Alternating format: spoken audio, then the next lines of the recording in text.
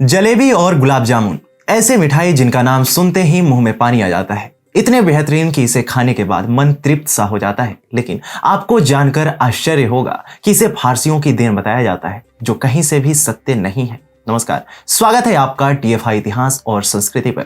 और मैं अवनीश तिवारी आपको उन तथ्यों से अवगत कराऊंगा जो यह साबित करते हैं कि जलेबी और गुलाब जामुन पूर्ण रूप से भारतीय हैं।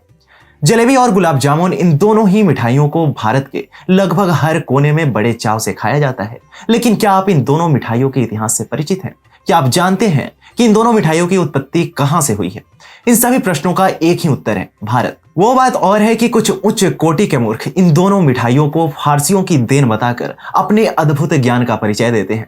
ऐसे बुद्धिजीवियों का कहना है कि इन दोनों मिठाइयों का जन्म फारसी से हुआ है, जो कि बिल्कुल गलत है।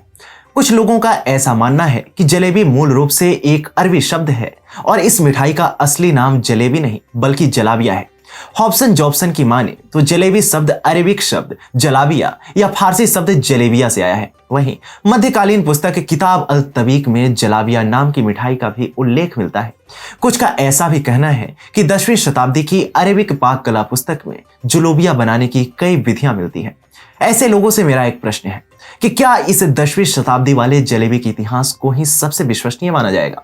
इस बात का क्या प्रमाण है कि इससे पहले जलेबी का कहीं और वर्णन नहीं किया गया है? यदि इन प्रश्नों का उत्तर आपके पास नहीं है तो कृपया जलेबी को फारसी कहना बंद कीजिए। संस्कृत पुस्तक गुण्य गुणबोधिनी में जलेबी के बारे में लिखा हुआ है। इतना ही नहीं, इसके विषय में अंगुतर निकाय, जो कि एक बौद्ध ग्रंथ भी है, उसमें भी इसकी बात की गई है। और यह ग्रंथ लगभग पहली शताब्दी के आसपास का है, जो कि मुसलमानों की उत्पत्ति के हजारों साल पहले ही आ गई थी। आप अब स्वयं अनुमान लगा सकते हैं कि जलेबी का अस्तित्व कब और कहां से है। शरद चंद्र पेंढारकर में जलेबी का प्राचीन भारतीय नाम कुंडलिका बताया गया है।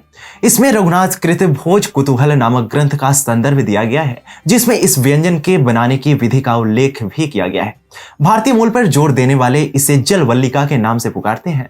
रस से भरी होने के कारण इसे यह नाम दिया गया। बाद में इसका नाम जलेबी हो गया। अब गुलाब जामुन की बात कर लेते हैं, जिसे फारसी स्वीट डिश लुकमत अल कादी से प्रेरित बताया जाता है।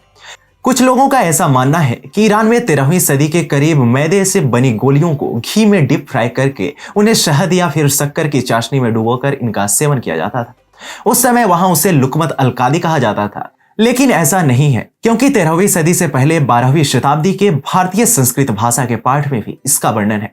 इस प्रसिद्ध भारतीय मिठाई यानी गुलाब जामुन की उत्पत्ति के बारे में बात करें तो कुछ खाद्य लोक कथाओं में ऐसा कहा गया है कि गुलाब जामुन गलती से शाहजहां के शाही रसोइये के द्वारा बनाया गया था, जिन्होंने फारसी तुर्की परंपराओं से प्रेरणा लेकर बनाया था। लेकिन ध्यान देने वाली बात तो यह है कि फारसी बामी और तुर्की तुलुम्बा दोनों ही गुलाब जामुन के जैसी ही होती है।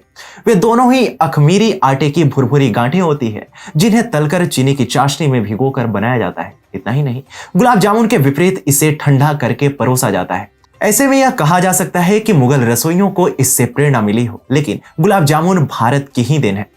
पुस्तक the donut history recipes and lore from Boston to Berlin में पाक के इतिहासकार माइकल क्रोंडल ने लिखा है कि फारसी आक्रमणकारी अपने साथ एक गोल फ्रिटर लेकर आए थे, जिसने अंततः गुलाब जामुन का रूप ले लिया। आगे ये भी कहा है कि नुस्खा मध्य पूर्व की तुलना में ज्यादा कठिन है, जिसके लिए सूखे और ताजे दूध के आटे के मिश्रण की जरूरत होती है। लेकिन वहीं ईरान में इस मिश्रण को तलकर बनाया जाता है और गुलाब जल की चाशनी में भिगोकर बनाया जाता है। तो इन्हीं सब कारणों से ये बात सत्य साबित हो जाती है कि जलेबी और गुलाब जामुन को बनाने के लिए फारसियों और मुगलों से प्रेरणा ले गई हो। लेकिन ये दोनों ही स्वादिष्ट मिठाइयां भारतीयों की ही दी हुई सौगात है।